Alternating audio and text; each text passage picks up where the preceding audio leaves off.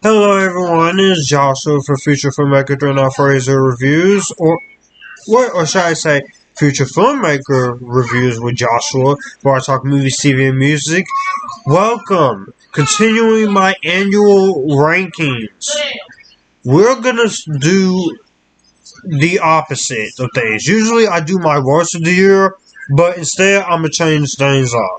So, with that being said, we're gonna do my top 5 surprising and disappointing. And the reason why I wanted to put both of these together is because I don't, one, the end of the year is almost approaching us. Two, I still have a few more reviews to take on. But let's get on with it and let's talk about it. So I'm very excited to give you my top 5 movies that surprised me the most and my top 5 movies that frustrated me the most. So keep in mind, this is my list, as with any of these other future year-end lists that will be coming, like the comic book tier, which will already be up, my best of, and my worst of.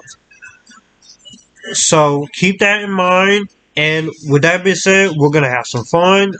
This is my list. If you don't like the list or choice of movies, please do not get angry. In fact, I want to hear your top 5 or top 10 most surprising and disappointing movies. So, you guys, let's have some fun with the Epictasticness. Oh, and if you're wondering why I have a blanket wrapped around me, well, it's because it is the holiday season and you gotta stay warm. So, let's do this.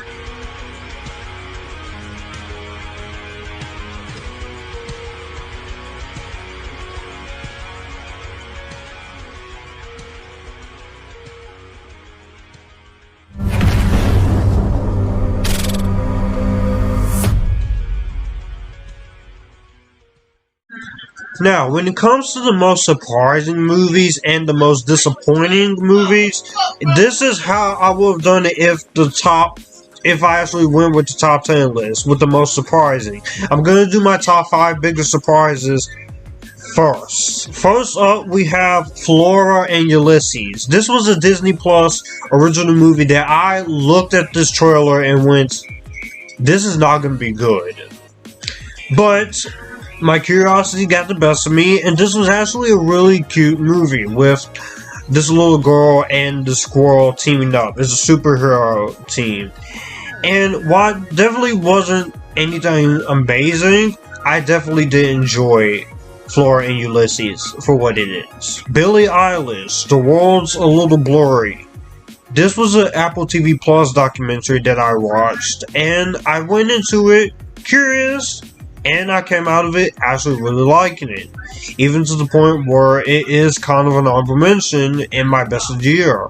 It's a documentary, so while I wouldn't make my best of the year, I definitely did enjoy Billie Eilish, who was a little blurry. The Dark and the Wicked. Pretty intriguing horror movie. It's small budget, the cast was very solid. Definitely had its few issues, but I think it was absolutely really well done, and I thought it absolutely delivered on the promise that it made with it. Yes Day, another Netflix movie that I took a look at this trailer and I'm like, what are you doing, Netflix? Like this clip. Seriously, what the fuck are you doing? Carve the fuck up! But I went in with an optimistic mindset. It was pretty fun. I love this concept. Jennifer Garner was really great in the movie. I love Jenna Ortega. The rest of the kids were cool. Edgar Ramirez were cool. It was a lot of fun, and I had a good time with it.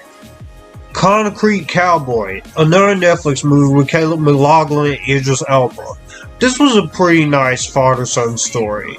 Oxygen. I very much appreciate exactly what this movie went for as well. I very much have fun with it. A nice French horror thriller from the director of Crawl and Mirrors, directed by Alexandre Aja, and Willy's Wonderland. A crazy ass Nicolas Cage movie where he's fighting animatronics. Basically, Willy's Wonderland version of Five Nights at Freddy's. Those are my honorable mentions. that is the list that it would have made if I did the full list. Now let's get into my top 5 for those. Number 10 is Coming to America 2. Coming in the 10th place here, Coming to America 2, this was a movie that I am a massive fan of the original Coming to America. So when I heard there was going to be a sequel to it, I was interested. But at the same time, I went into this with a little worry, mainly because it was rated PG-13, that it wouldn't be as funny as the first, and it would just negate everything that the first movie set up. Then I watched the movie, and I thought it was actually really funny.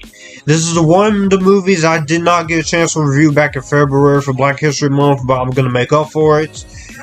Coming to America 2, this had a lot to prove. I really liked what they were doing here. I thought it was very funny for the most part. A couple of jokes didn't land with Tracy Morgan, but I liked Leslie Jones. I thought she was much funnier here than she was in Ghostbusters. Eddie Murphy is having the time of his life. He still gets into a good physical shape with this character for what he has to do. Wesley Snipes I thought was a lot of fun. The son character, Jonathan Fowler, I thought was fun. And it was overall just a fun time. It definitely could have been better, but at the same time, I definitely did respect Coming to America 2 for what it was. An entertaining enough sequel that didn't try to be better than the first. It just needed to be a decent sequel. Number 9 is Free Guy. Now, I'm surprised I'm putting this on this list because it seemed like this movie, when I saw this trailer, Ryan Reynolds, I like. Some of the other actors I did like. I didn't even know who the main actress was, so this was kind of my exposure to her. And Jodie Comer, I very much enjoyed her performance in the movie. I thought she and Ryan Reynolds were great, but this is really Ryan Reynolds' movie. It definitely has something to say about the video game community. It takes notes from stuff like The Truman Show and and this is a better version of the Emoji Movie. So shame on you, Emoji Movie. And also, I very much love the character stuff with Ryan Reynolds. The video game action scenes were fun, and the movie was very funny. It was very light, very tongue-in-cheek with his story. I know some people didn't like it. One issue I have with this movie is the villain. Taika Waititi is a little too over the top as the villain, but he's having fun with it. And I enjoyed the movie for what it was. So, you definitely earn a spot here on my most surprising list. Free Guy. PG Psycho Goreman. This was bonkers to the wall crazy, but I enjoyed it myself. This was recommended to me by a follower on Instagram. Her name is Tiffany. She's awesome. I thought this was a very fun movie. It's on Shudder if you guys have Shudder. I loved this. It was awesome. It was really fun. I very much enjoyed it. This is a fun, cheesy parody of the 1980s low-budget cult gore horror. It's horror comedy that is determinedly not scary. I like the performances. It opts for humor, but undercuts the tension when it does have tension. That is a negative. But everything I enjoyed in this movie, I enjoyed it. It knew what it was. I had a good time with it. It was entertaining, and I thought it was very interesting.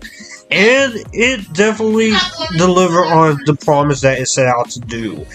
It's definitely not the greatest thing ever. I'm not saying it's a masterpiece or anything like that.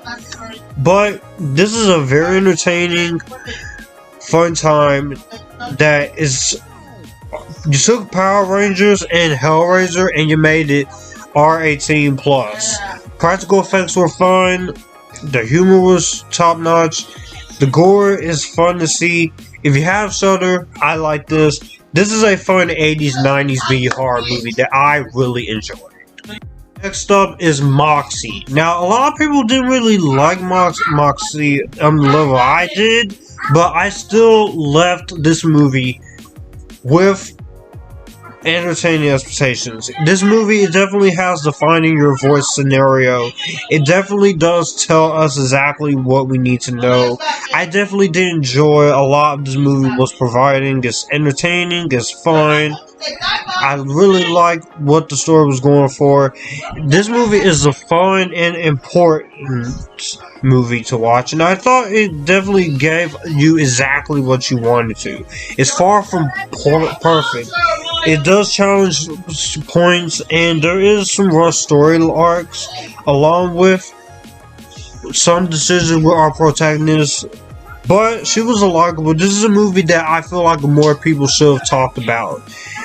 Whether you come out liking it or hating it or think it's okay, or if you read the book, the more we discuss these hard-hitting topics in movies, especially in future generations, the more it can help drive the future of this country to a place where we can all feel safe, regardless of gender, disability, sexual preferences, race, skin, color, and culture. The performances are good. I think Amy Poehler did a great job directing. Surprisingly, Josephine Langford was not too bad here. Thank you. She's actually really fucking cool. Good in this movie. And Hallie Robinson, Laura Say, the main characters, everyone did a good job in this movie. I really like this movie. Definitely not perfect, but it's definitely good enough to make this list. In 6th place, we have Netflix movie Ride or Die. This was a Netflix movie that one of my YouTube buddies, Kenneth, he recommended this to me. I've been getting more ever since the pandemic. I've been exploring movies out of the superhero stuff, the big budget stuff. I've explored other things like independent filmmaking and weird movies from David Lynch and the rest of Paul Thomas Anderson. You start having more, you get into more Japanese anime and even more foreign films like this. Granted, I will say this right now. This is an LGBT love story, so if you are not a fan of that, don't watch it. But I very much like the story that they're telling her of a woman that she's been in love with for years, helping this other woman escape her abusive husband. And they're two are on the run, and their feelings are definitely in play for each other. I love the story. I thought the performances of the two leads were really good. You have Hanami Sato and you have Kiko Mizuhara, which after this I want to see more of her in movies. I can't wait to see the rest of what she's done in her filmography. I very much enjoyed the direction of the movie. I thought the movie was very well written. It is based on a manga, and this movie is very good. I love the film. This is based off a manga, and this movie is very amazing, and it's definitely one of my favorites of the year. It was in my top 5, but my best of list has evolved since then. So I definitely really loved this film. It's an LGBT story, so of course you're not gonna like this, but this is a nice road trip movie, and I very much appreciated it. Really quick, before I get into my top 5 biggest disappointments and the honorable mentions there, if you guys like what you see, be sure to comment down below what is your biggest surprise movie of the year, and what is your biggest disappointment of the year. And do you like this list? Do you hate my list or what? Also, be sure to like this video. Comment down below share this video as well as hit the subscribe button so you will not miss videos or live streams coming. I will be doing a live stream on my channel discussing the future of the channel in 2022. And yeah, it's going to be fun to talk about. So, with that being said, let's keep going. And let's get into my top 5 biggest disappointments. When it comes to the most disappointing list, 2021 has offered some great surprises, some pretty bad movies, and some pretty disappointing movies, to say the least. So, these are my top 5 honorable mentions if I did that full list.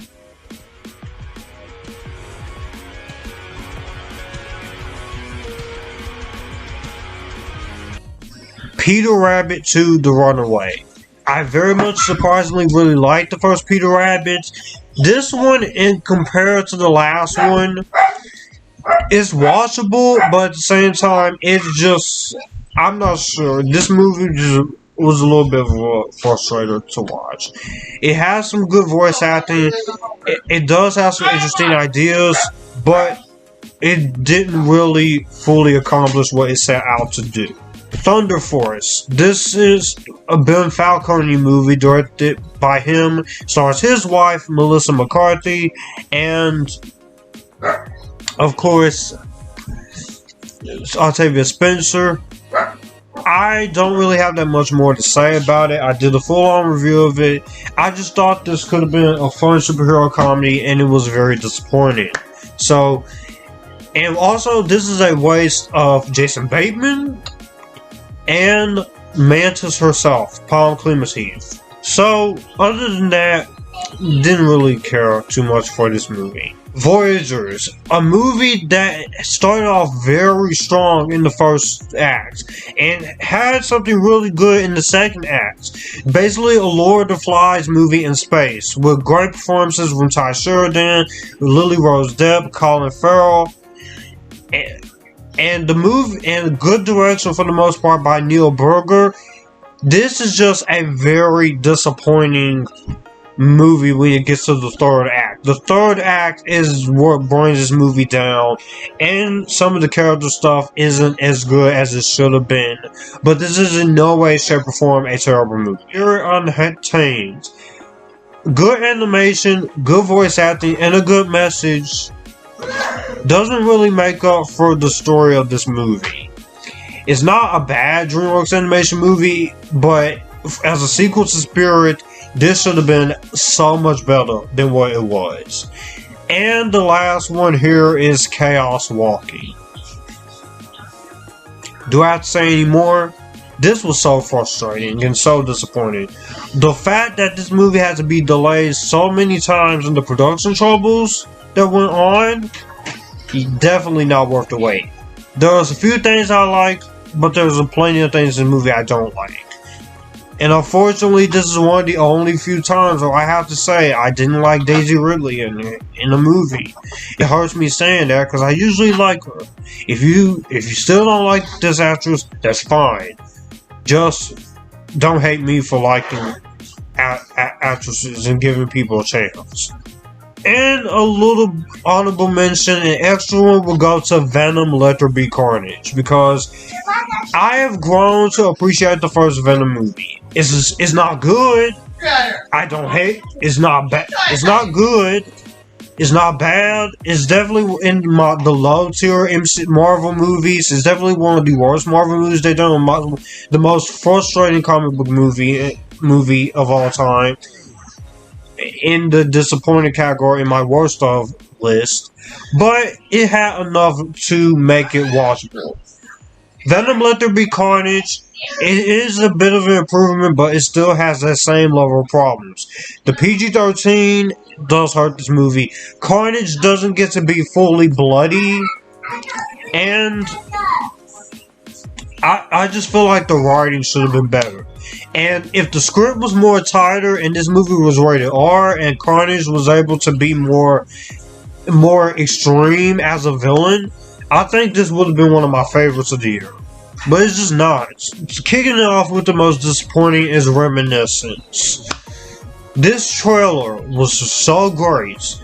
And the cast of this is great. I love this cast. I like Westworld. I'm a fan of Westworld. Lisa Joy, this is supposed to be her big directorial debut. This movie, it had everything it needs to be. You had a great premise of a detective trying to use this machine who's trying to, in the near future, which sees the city flooded by water and rising seas, and he's trying to uncover the truth about the woman he loved and also trying to save her. And you have Hugh Jackman and Rebecca Ferguson reunited. And you have other actors like Tandy Newton and Cliff Curtis and Marina Del Tavera. and Natalie Martinez and Angela Sarafan. All of that was in place. Unfortunately, what this movie is trying to do, this movie is just so disappointing. I felt this would have been better if you had Christopher Nolan directing it or Chris Nolan came in and write it. And I get it, Lisa Joy and Jonathan Nolan, they want to follow in his footsteps, but this was not a very good start. Granted, I love the idea, I like the premise, and the visual effects are good for the $68 million budget, and the performances are very strong, and I really was invested with the love story. And some people have called this underrated, and that's fine. The thing that hurts this movie is the story. The story, there's a lot of things in the story that even this 160 minutes, 1 hour and 56 minute long story just cannot cover. And that's, and when you hear about this movie, initially it was supposed to be 2 hours 28 minutes, but then the studio just once again just trim this, cut this movie down again. Studios, stop doing that. It just makes this movie more frustrating to like, because there's things in here I like, but the stuff I like in this movie, hate in this movie, I really don't like.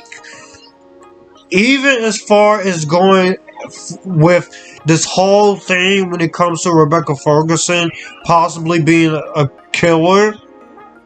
Oh man, I was disappointed with this. I was disappointed. I expected a lot more when it comes to Reminiscence. A lot more, considering the talent behind it. Very disappointing. Coming in fourth place is The Woman in the Window. Wow. Another movie that was supposed to go to theaters, but Netflix bought it. And when this, once again, this also was another case of the studio mandate treatment. You gotta be fucking kidding me. This, again, is another big, gigantic disappointment. Joe Wright is a fantastic director. I like his director. He knows what he's doing. You have a great cast of actors here. Amy Adams, Julianne Moore, Gary Oldman, Fred Hegniger, Jennifer Jason Leigh, Wyatt Russell, Anthony Mackie, Brian Tyree Henry. I'll get to another movie with him as well. This was really disappointing. This could have been a very amazing, fascinating movie. But unfortunately, what this movie does, this is just very disappointing, with what I get to say the least.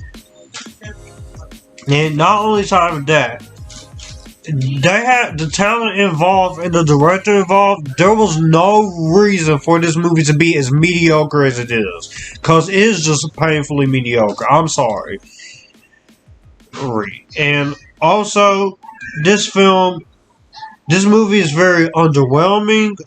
It has good intentions with the agoraphobic shut-in and the crime that she witnesses. And the tension is there. The paranoia is there.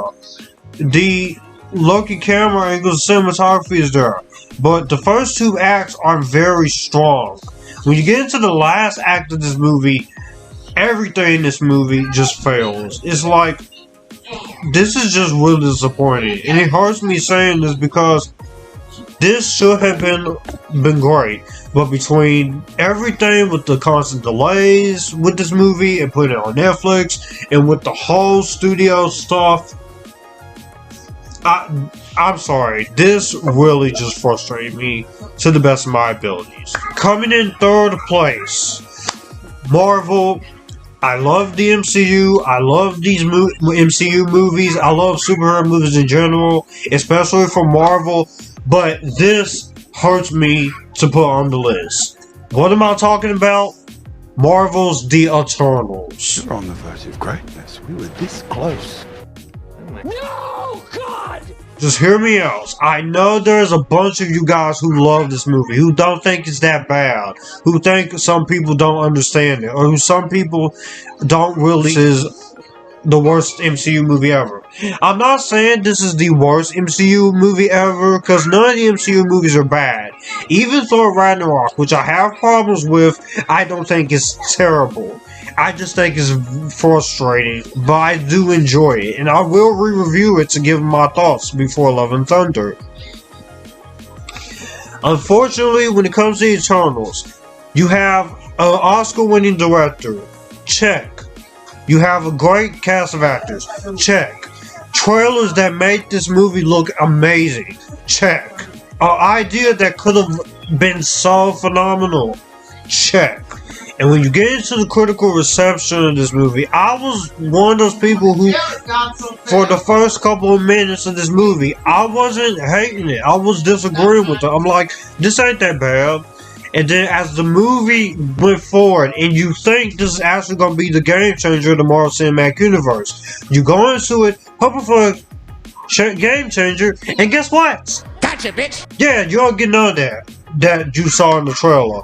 This movie is a complete bore. I know my friend Patrick Brewer, he enjoyed the movie as well. I'm very happy he does. I'm very much happy he does. I appreciate the efforts that you put in and the ambition to try something different with the MCU by making it more human and making it more emotional. That is fine. That's fine, and I love that. I also can appreciate the ambitiousness in the storytelling. The directing is good. The performances are good, mostly from Angelina Jolie, Richard Madden, Liam McHugh, which I do wish he had more to do. Kamal Nanjiani, Brian Tyree Henry. Most of this cast is really good. And before I get into it, everyone, that whole freaking gay thing with Brian Tyree Henry, shut up. That was only for 5 seconds, so there's no reason for you to constantly cry about it. It's not woke. It's to use this clip so I can remind people once again. Use your common sense. There's enough I like in here. It's just from my first viewing, where I gave this movie a 3.5 out of 4, to now where I gave it 2.5 stars, which is almost a 3. This is just frustrating. I am sorry. This movie is really damn frustrating.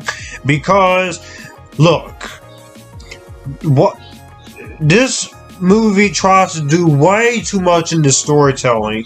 It's way too long for its own good. 2 hours 37 minutes. Some of the characters, a lot of the characters in this movie you don't get to care about because we'll only have a little bit of time with each of them before one of them dies or such. This whole subplot with the Celestials, and then this whole subplot with them having to protect Earth after the events of Endgame. This could have been, honestly, you should have just picked one or two ways. Either be a movie about them fighting the Celestials, or them trying to protect the Earth. Also, the whole thing with Cersei, could have been an interesting character, but unfortunately, between the performance and the way she's written, this character is not really that interesting. Not to mention, this movie is a waste of Salma Hayek. You know how much I sacrificed? You bastard! You are made of stupid. What the hell? Well, that's just fucking great! She's only in the movie for a couple of minutes, and then she dies. What the fuck? Wait! Kamal Nanjiani is wasted.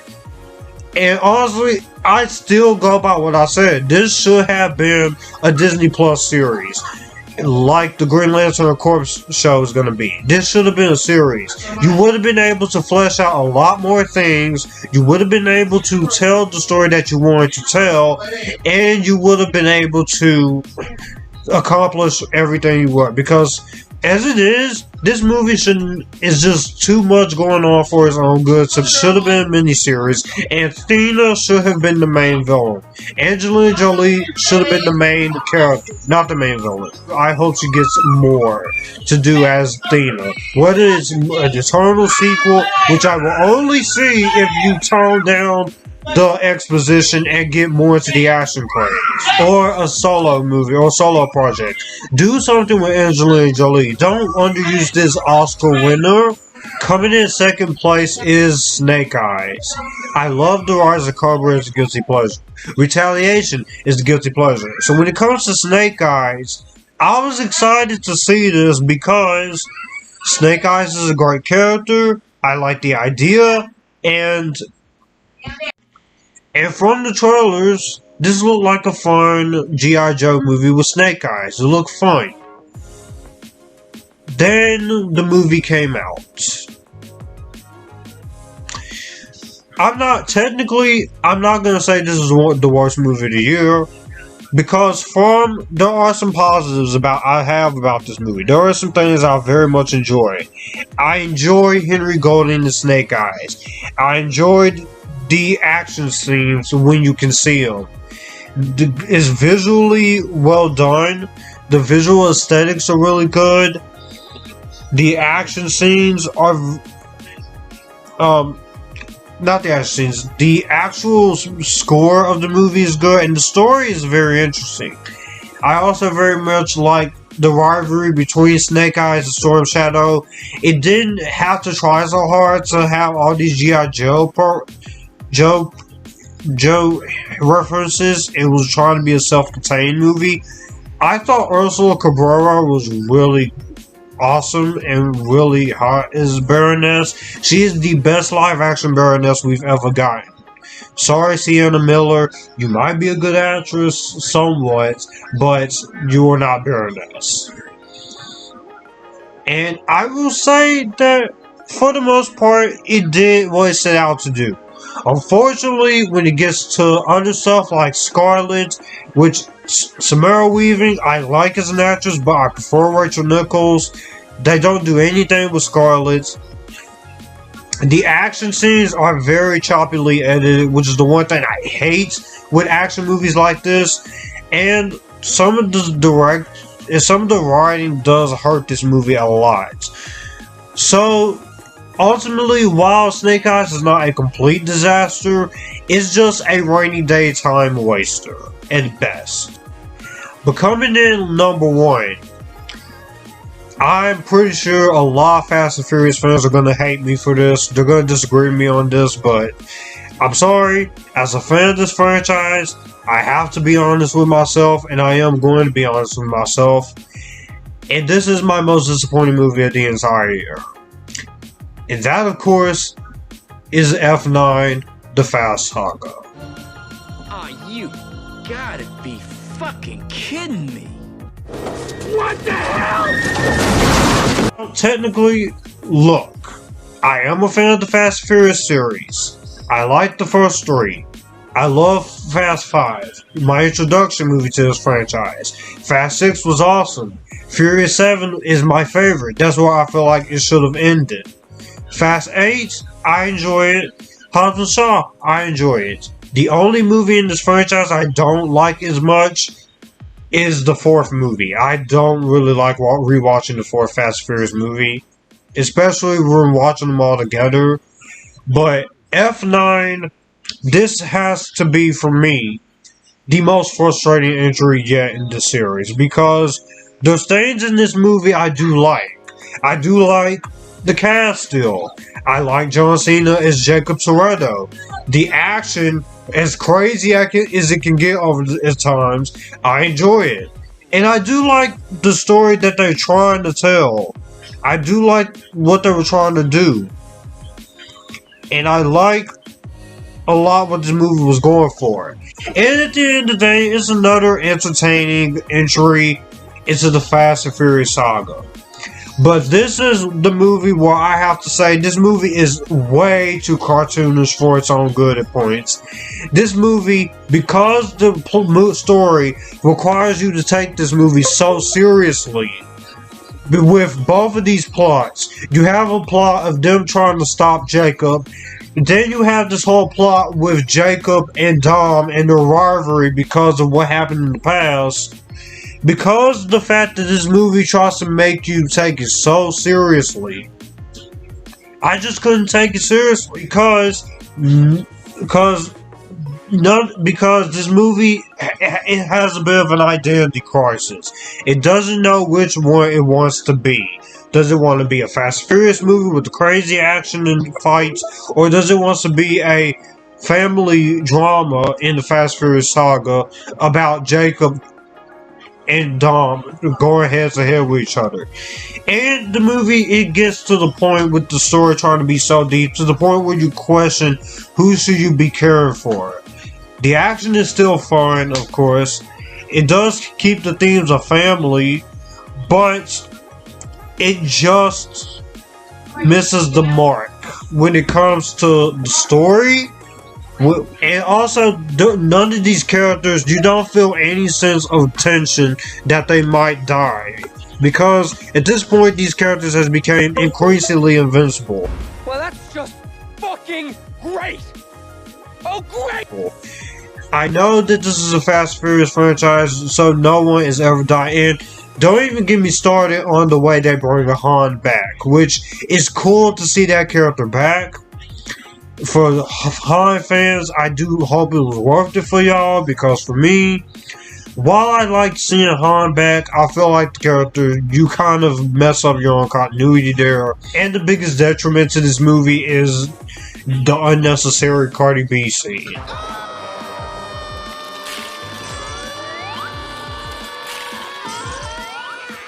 I'm sorry, not a Cardi B fan. I do like some of her music, but I stated this in my review of Hustle and F9. I don't like seeing Cardi B in movies, but she's stuck in the last two, so I will see Fast 10 and 11 to see how this wraps up. But just don't try to bring back any more dead characters, not even Brian or Giselle. And if you can get the writer who's able to manage both parts and not make it less cartoonish back, Chris Morgan, then I think it will be a satisfying ending.